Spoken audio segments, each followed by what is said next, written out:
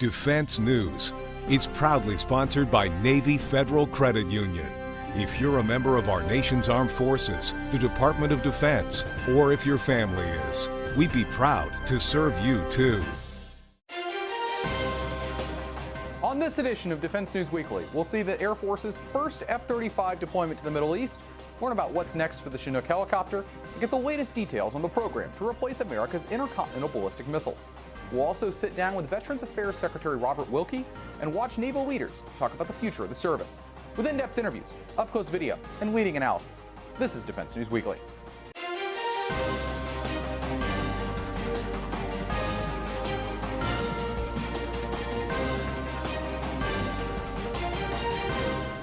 Welcome to this week's edition of Defense News Weekly. I'm Jeff Martin.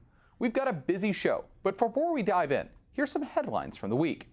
The Air Force's F-35s have been deployed to the Middle East for the first time, as an unspecified amount have been deployed from Hill Air Force Base in Utah to Al Dhafra Air Base in the United Arab Emirates.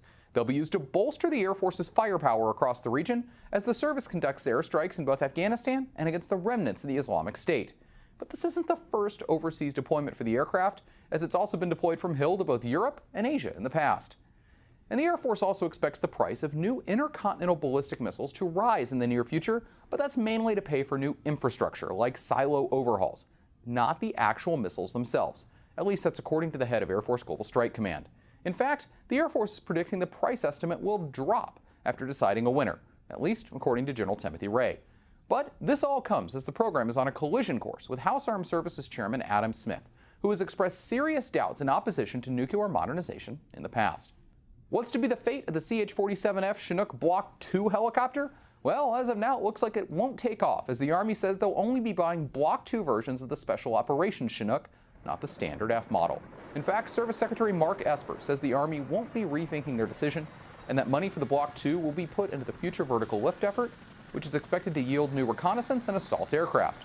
But Congress may decide otherwise. We'll keep you updated as we follow this story. And the Army thinks they can accelerate the Improved Turbine Engine Program, also known as ITEP, which is designed to replace the engines on the service's Blackhawks and Apaches. In February, GE Aviation beat out a Honeywell and Pratt & Whitney team, taking home a $517 million contract. While full-rate production isn't set to start until 2026, the Army is making plans to hit that goal in 2025, speeding up a program that has been long delayed. But they still have to wait for a protest decision from the GAO, expected next month. As part of posture hearing season on Capitol Hill, naval leaders, including the Commandant of the Marine Corps and Chief of Naval Operations, testified to the House Armed Services Committee about their respective services and direction of the Navy in the future. Here's a look at some moments from that hearing. I'm concerned about the amphibious program and our readiness.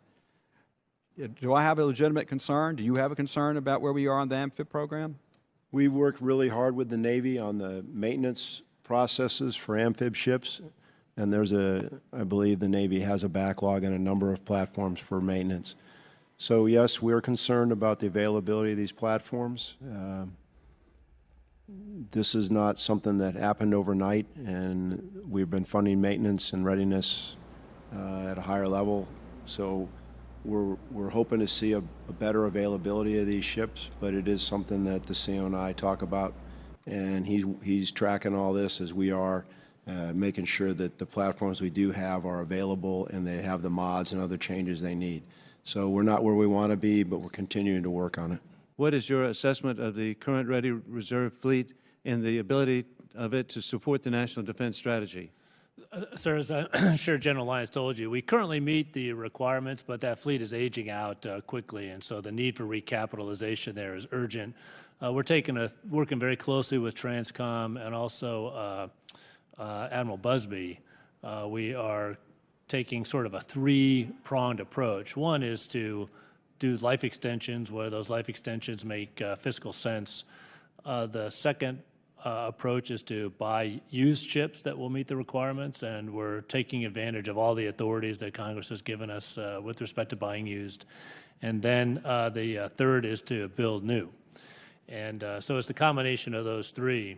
Right now, though, I think we're also I'm interested in having a discussion in terms of how we can best incentivize domestic shipbuilding in the United States of America. And I think that all of this would help not only the sea lift part of Transcom's issues, but also alleviate some of the cost for DoD shipbuilding, Navy shipbuilding, and so I think that would be a good thing to discuss as part of this as well. Today, of course, the fleet stands at 51 and will drop to 42 by 2006. Admiral Richardson, can you state what the impact of even one additional attack submarine would have on the Navy's operational capability? Can you discuss what types of O-plans it would help support in an unclassified setting? Sir, I'll do my best. One is that with respect to our greatest gap between the warfighting requirement and current inventory, there's no greater need than the attack submarine fleet, as you highlighted just with the numbers. It's a wide gap and it's getting wider. So every single submarine counts against closing that gap. Why do we need that force level? Well, in the O-plans, I think it's safe to say in this forum that particularly the more stressing O-plans in the Pacific and in the Atlantic, the first phalanx, the first response among them are going to be the submarine response. And they're going to go out there early. They're going to use their stealth and speed to get into far forward areas and really establish the conditions for the rest of the joint force to execute their part of the campaign. And so right now we're stressed to meet those requirements just because of the force level in particular, combined with maintenance. And so every single submarine counts. If you think about a submarine going out there with 26 tubes in its torpedo room and missiles on board as well, and coming back empty, it's a tremendous influence on the battle space there, and that asymmetric aspect of it to open the door for the rest of the joint force. In some people's minds, robotic combat vehicles are a big part of future war. So Jen Judson talked to the Army's head of next-generation combat vehicle modernization to get his take. You're also working on a robotic combat vehicle. So could you talk a little bit about what your process is? There's so many options out there. There's lots of companies working on robotics. So what specifically are you doing to sort of hone in on what you need specifically for the maneuver force in the Army? So we're doing experiments with different size robots, small, medium, and large class. So think of them as platforms that are payload agnostic. So once we get the weight classes correct, we can put anything on these. We can put smoke, we can put weapon systems, we can put detectors, we can put sensors, put UAVs. And what that'll allow us to do is move forward of the manned force at such a range that we'll be able to see the enemy and engage the enemy without putting humans at risk. My hypothesis now is that we'll have robots forward of manned vehicles and with detection packages that then allow commanders to have decisions of how to best implement their particular scheme of maneuver. It is really exciting, and there are a lot of people in this space. So there's robots that do a myriad of things today, from things that clean your floor all the way to robots that assemble automobiles on an assembly line. But we're looking at what level of autonomy we can get so that we can reduce the cognitive load on our soldiers. So the greater autonomy will mean that we have less interactions by humans. Now, when you talk about autonomous cars, there's a lot of advances in this, but that's on very prescribed roads with a stop sign is, a certain shape, a traffic light has 3 colors, et cetera, et cetera. But when you're talking about maneuvering off-road, is that a puddle or is it a river? It's very hard to tell. What is the grade of that hill, and can I maneuver across it? And then when you add other things, such as it takes a soldier about 8 to 9 years to really get good at moving a armored vehicle across country, so it can't be seen. It doesn't put itself on he or she doesn't put themselves on top of a hill and get engaged. So learning how to, that autonomy will allow us to move across country to really put us in a position of advantage. Okay, so in terms of what you're doing in the next several years to develop or to experiment with robotic combat vehicles, can you speak to some of the efforts and maybe like how you're just getting started in this? Okay, so what we're currently developing are 4 robots, and those robots will be controlled by 2 surrogate vehicles. On the surrogate vehicles, you'll have a crew, And then in the back, you're going to have 4 soldiers. So 2 soldiers to control 1 robot. One will drive it, and the other will control the payload, whether that's a weapon system or a sensor or smoke, whatever it is. And we're going to start at the platoon level. So you'll have 4 robots, 2 control vehicles. That'll be a platoon operation. We'll focus on reconnaissance and security tasks and really see how the human-machine interface is going to benefit us on the battlefield. So that's the first experiment. And that'll inform the second, which will be at company level. So then you take that times 3, and you have company level operations, and we'll do offensive and defensive tactical operations to really tease out the direction that we want to proceed. And then finally, based on those 2 tests, we'll move into a third experiment where we will determine, okay, can we do a combined arms breach? What about a deliberate attack, deliberate defense?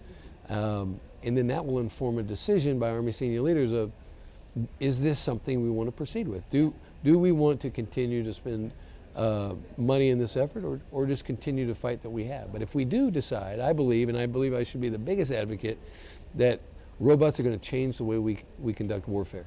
To keep up to date with all of our coverage, be sure to visit our Facebook, Twitter, and LinkedIn pages. Also, be sure to add us on Apple's News app and other platforms for the latest updates. And when we come back, we'll sit down with Veterans Affairs Secretary Robert Wilkie. Veterans Affairs Secretary Robert Wilkie has been in the job less than a year and runs one of the most criticized parts of the federal government.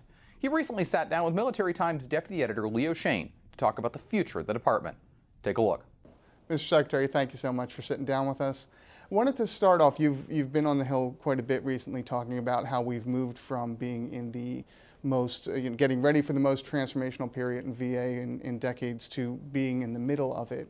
But a lot of these transformations, electronic health records, the Mission Act, these things are things that are coming down the pike. We'll see in a little bit. So at what point do you feel like veterans are going to see the change and really feel the changes that are happening? Well, the first change will come in June, Leo, and that is when we make available the access standards, the new standards, that will give our veterans the option of choosing care in the private sector when VA cannot provide that.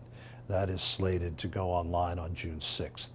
And what that does, and particularly for our rural veterans and for those who want to be closer to their families, it gives them the option of choosing care if we cannot provide it. I'm going to give you a negative answer as the final part of the explanation. It is not what it has been purported to be, and that is what I would call libertarian choice. You don't give a veteran a card and say, thank you very much. The private sector is wide open to you. What it does do is it says that in the legislation, the veteran is at the center of his health care, not the institution. And if there is something we cannot provide, he has the option of going in the private sector or waiting for us to provide it. That is a sea change in terms of the way we operate. The other side of this, though, is that veterans continue to vote with their feet. We now have a veteran satisfaction rate, as I said in testimony, that's approaching 90%. Our customer satisfaction rates are at an all-time high. I look at that as the gauge as to how well we are doing. I also believe, and I'm not one to use a lot of anecdotes, but I can say as someone who has spent an entire life in and amongst the military, that our veterans, no matter what age they are, will go primarily to some place where people speak the language and understand the culture. That means the American veteran is happy with the care that he or she receives. And as you know, last year we were the recipient of several studies, including the Annals of Internal Medicine, that said VA care is as good or better as any in any section of the country. But if I'm a veteran this summer who comes to you and says, look, I've got a community care option here, but can you tell me what's best for me? Where am I going to get the best care? What do you tell them? Well, that'll come also as a result of the Mission Act. I mean, the Mission Act says up front that it's the veteran's health interest that is first and foremost. So that veteran will have a care team at VA they will speak with him, they will talk about the options for him. As I said, 9 times out of 10, he's going to probably stay with the people that he knows and in the community he knows. Coming from a military family of generations past, my service being modest compared to my ancestors. The military is a unique culture. The pull of the culture on people to be where they share experiences with others is very different from any other segment of the country. And as I said, even as VA has had hiccups, and we've overcome those hiccups, we've actually seen the number of veterans asking us to go into the private sector drop. The other thing that we're changing is that we are changing the way we provide services to also accommodate the needs and the mores of the new population of veterans. And that's a great example of one where, you know, that's a resource that I know VA's put a lot of work into in recent years. Is that going to be promoted in the same way that the Yes. Community Care Act is promoted? Absolutely, and I can't remember the exact numbers, but the amount of money that we are spending on telehealth has gone up in an exponential rate in the last few years. We're on the cutting edge of using it for mental health issues. It also reaches into rural areas, and more importantly, we're allowed to do with telehealth what the rest of the country can't. Let's say you're in Montana and you need to speak to a dermatologist. Well, the dermatologist at the Denver VA, who may be the world recognized expert, can get on the screen with you in Montana and he can practice medicine. And he can tell you what is wrong, and he can prescribe for you the remedies for your condition. That's cutting edge. And again, with the change in the way our veterans react, we're now promoting urgent care. We're getting people out of the emergency rooms and providing them a service that they see all of their fellow citizens having. And that's one thing that I don't know that I've emphasized enough. Again, the Mission Act told us what to do. And I've heard some people say that the changes in access standards and availability standards were arbitrary and capricious. Well, if they have that charge, they need to go to the members of Congress who wrote the Mission Act, because the Mission Act gave me very clear instructions on how I come up with access standards. It said I had to look to TRICARE, Medicare, and the standards in the major private health organizations across the country. And what we are giving veterans in June is what they've probably been used to on active duty, most of them, who encountered TRICARE or what was available when I was little, Champus. So June 6th is the deadline here.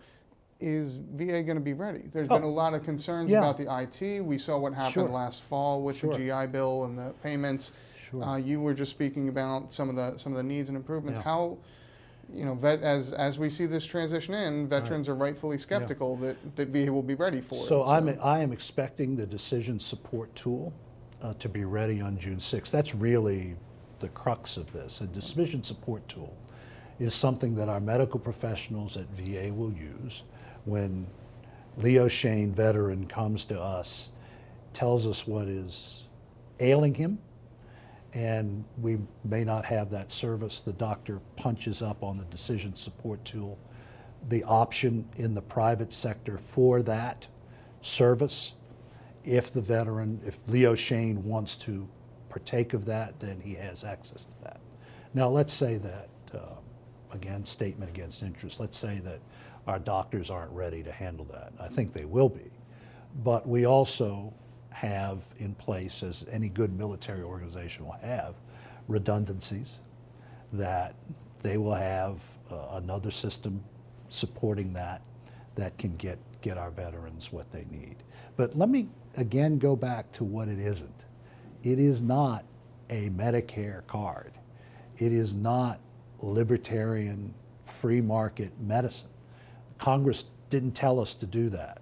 The Congress told us to give choice only in very specific areas. So it is different. Again, veterans' health is at the center, but it is not what many have claimed to be, and that is the privatization of this organization. And as I've said before, how can anyone say that you're on the cusp of privatization when you just presented to the United States Congress a $220 billion budget. Let me come back to that again. What, you know, when June 6th rolls around, should they feel like anything is different? Yeah, that will be the first part. The second part that will kick in later in the year will be, hopefully, the expansion of our caregiver support program. Medicine is changing and VA is changing with it. The trends in medicine are to keep people out of hospitals and keep them at home for longer periods. What the Mission Act does is it says to my father's generation, the Vietnam generation, for the first time, we are providing family caregivers for the Vietnam era. I'll give you the personal anecdote there. I approved the electronic health record when I was the acting secretary, based on the experiences that I had in my own family.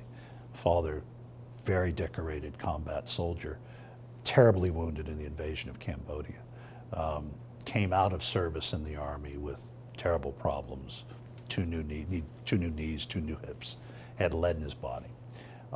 He had a lifetime of chronic pain, but what made his life more difficult was that there was only one record of his medical care, and that was 800 pages.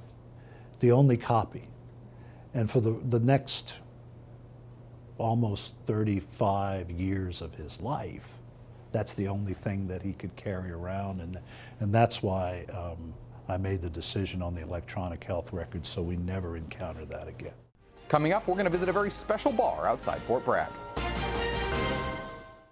On this week's Money Minute, Navy Federal Credit Union personal finance expert Jeanette Mack offers her latest tips. PCS season is upon us, and for most military families, that means two things: excitement for your new station and more than just a little stress. Whether this is your first PCS or your fifth, financial worries don't have to be a part of your move. The key is to save, save, save. As with any move, miscellaneous costs can and will come up, so plan ahead. Make sure to build up a cushion in advance so you're prepared when those random costs pop up.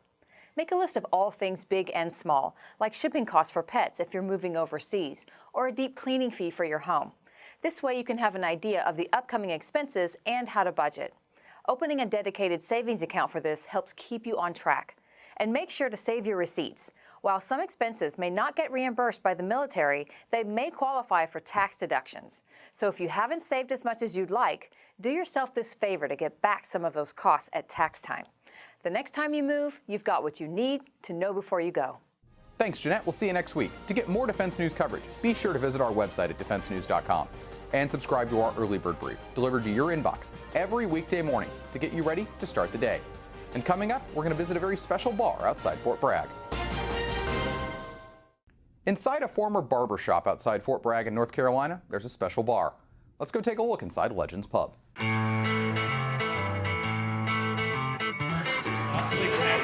you're gonna have to make me think. I might need a shot before I do that one.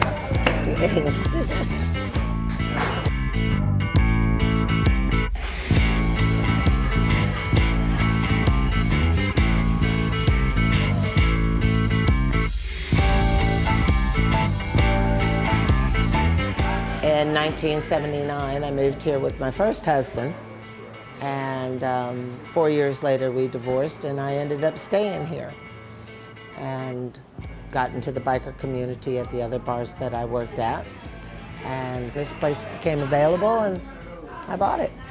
In 1955, this building was built by Mr. Harrell, and it was a barbershop open 24 hours a day.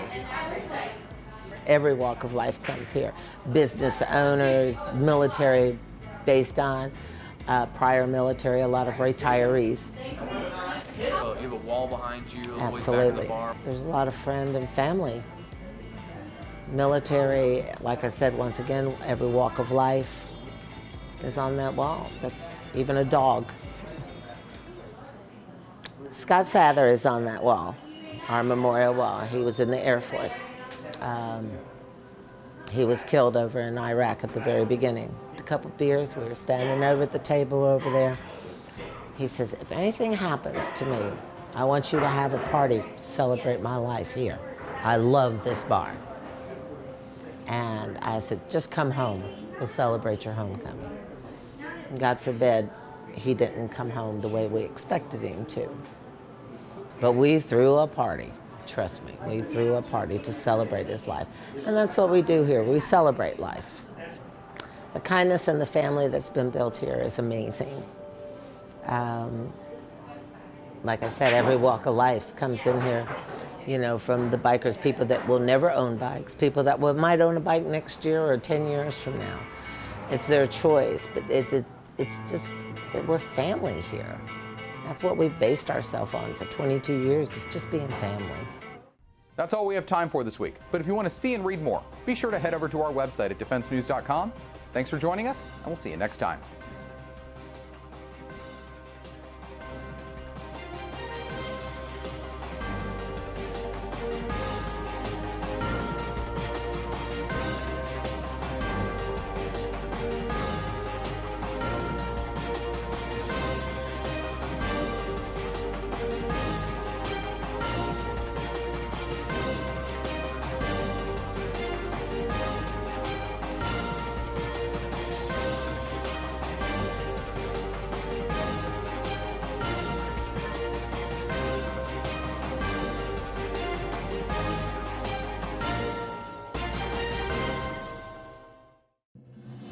Defense News is proudly sponsored by Navy Federal Credit Union.